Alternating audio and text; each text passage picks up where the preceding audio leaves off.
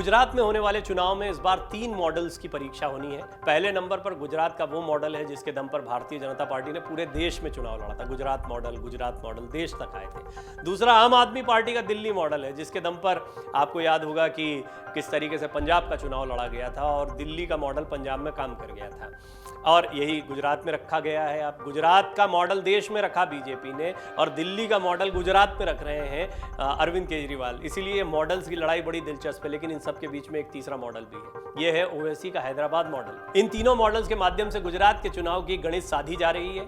गुजरात में सियासी जानकार बताते हैं कि तीनों मॉडल्स की अलग अलग इलाकों में न सिर्फ जबरदस्त पैठ है बल्कि चुनाव की दशा और दिशा भी तय करने के लिहाज से पार्टियां मजबूती से चुनावी मैदान में डटी हैं। गुजरात मॉडल की परीक्षा पहले समझ लेते हैं। बीते कुछ महीनों में प्रधानमंत्री मोदी और गृह मंत्री अमित शाह की गुजरात में हुई लगातार रैलियों, जनसभाओं और कार्यक्रमों में इस बात का जिक्र किया गया कि बीते 2 दशक में गुजरात किस तरीके से एक रोल मॉडल के तौर पर डेवलपमेंट की नई कहानी कहता चला आ रहा है। गुजरात के इसी डेवलपमेंट मॉडल को लेकर भाजपा ने बीते कुछ सालों में देश के अलग अलग राज्यों में चुनाव लड़ा और जीता भी। राजनीतिक गलियारों में चर्चाएं होना लाजमी है कि गुजरात के चुनाव में क्या गुजरात मॉडल अपनी वही गाथा दोबारा दोहरा पाएगा। गुजरात के वरिष्ठ राजनीतिक विश्लेषकों का कहना है कि जिस मॉडल के आधार पर प्रधानमंत्री और गृह मंत्री पूरे देश में सरकार बना रहे हैं, निश्चित तौर पर उसी राज्य में उस मॉडल की इस बार परीक्षा तो होगी ही।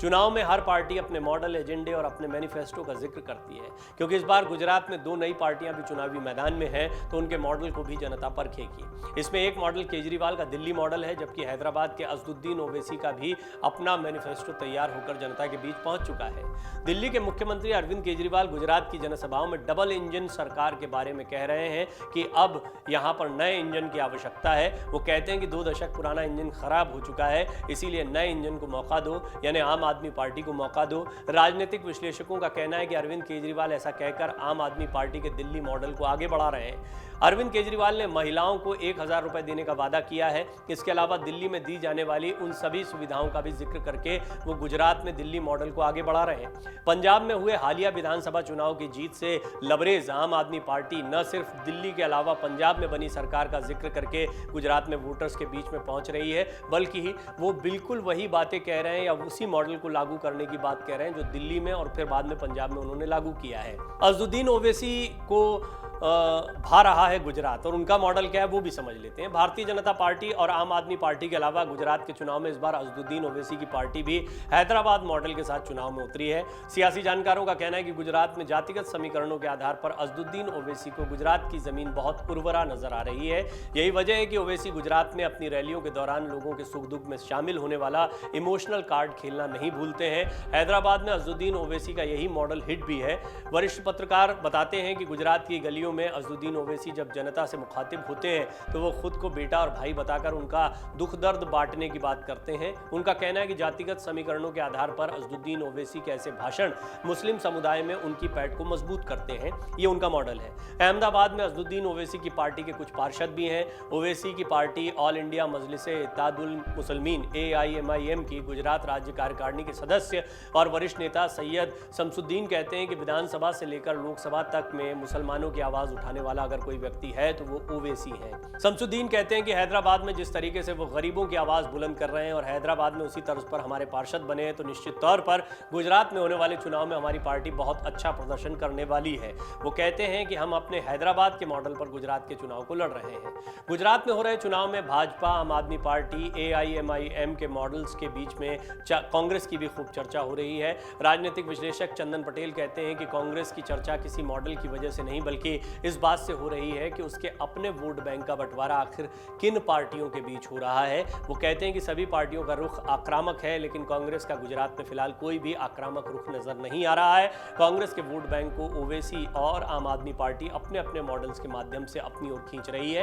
हालांकि कांग्रेस से जुड़े नेताओं का कहना है कि गुजरात में उनकी पार्टी बहुत मजबूती से चुनाव लड़ रही है, लिहाजा गुजरात का चुनाव बहुत ही दिलचस्प हो गया। बहुत सारे मॉडल्स हैं, बहुत सारे ध्रुव दिखाई दे रहे हैं, लेकिन मुकाबला त्रिकोणीय दिखाई दे रहा है। स्पष्ट तौर पर AIMIM बहुत बड़ी ताकत में नहीं है, लेकिन जैसे उनके वोट काटने की भूमिका कई राज्यों में रहती है, चाहे वो बिहार और उत्तर प्रदेश हो, लेकिन कई जगहों पर वो सीट भी जीत कर आते हैं, नहीं भूलना चाहिए। कई बार उन पर आरोप लगता है बीजेपी की बी टीम होने का, लेकिन ये बात भी सही है कि अज़दुद्दीन ओवैसी धीरे धीरे अपनी ज़मीन को मजबूत करने की कोशिश कर रहे हैं, अपनी मुस्लिम राजनीति को मजबूत कर रहे हैं। केजरीवाल के पास एक बहुत बड़ा मौका है, अगर वो पंजाब के बाद गुजरात में भी कोई कमाल कर पाते हैं तो 2024 में वो एक बड़ी ताकत के तौर पर उभर कर सामने आ सकते हैं। बीजेपी के सामने चुनौती है, थोड़ा कड़ा परीक्षण है, क्योंकि गुजरात प्रधानमंत्री मोदी का गृह राज्य, और यहाँ तो जीतना बहुत ज़रूरी है और जीतेंगे ही ऐसा माना जाता है। और पिछली बार बेशक चुनौती विधानसभा चुनाव में मिली हो, लेकिन लोकसभा चुनाव में फिर हमने देखा क्लीन स्वीप, गुजरात ने पूरी तरह से साथ दिया प्रधानमंत्री मोदी का। लेकिन गुजरात के जो लोकल चेहरे हैं वो क्या पसंद आ रहे हैं जनता को, ये बहुत बड़ा सवाल है। प्रधानमंत्री बनकर अब पूर्व मुख्यमंत्री नरेंद्र मोदी तो चले गए हैं दिल्ली, इसके बाद में गुजरात की जनता क्या यहाँ पर कुछ बदलाव सोच रही है, ये एक बहुत बड़ा पॉइंट रहता है, जिसकी वजह से कांग्रेस पिछली बार आश्वस्त थी, लेकिन कांग्रेस के कई बड़े नेता अभी टूटकर फिर बीजेपी के साथ चले गए हैं। कुछ विधायक जो पिछली बार चुने गए थे वो बीजेपी के साथ जा चुके हैं। कांग्रेस संगठन के स्तर पर थोड़ा कमजोर भी हुई है गुजरात में देखा जाए तो, लेकिन आम आदमी पार्टी पूरी ताकत के साथ में यहाँ पर चुनाव लड़ रही है। देखना होगा क्या एंटी इनकम्बेंसी का सारा वोट और कांग्रेस का पूरा वोट आम आदमी पार्टी को जाता है, या फिर ये आपस में लड़ते हुए दिखाई देते हैं, और अगर ऐसा होगा तो बीजेपी को फिर फायदा हो सकता है। डाउनलोड करें अमर उजाला ऐप और पाएं खबरें लगातार। अगर आप ये वीडियो YouTube पर देख रहे हैं तो हमारे चैनल को सब्सक्राइब करें और बेल आइकन को दबाना ना भूलें। अगर आप Facebook पर ये वीडियो देख रहे हैं तो हमारे पेज को लाइक करें।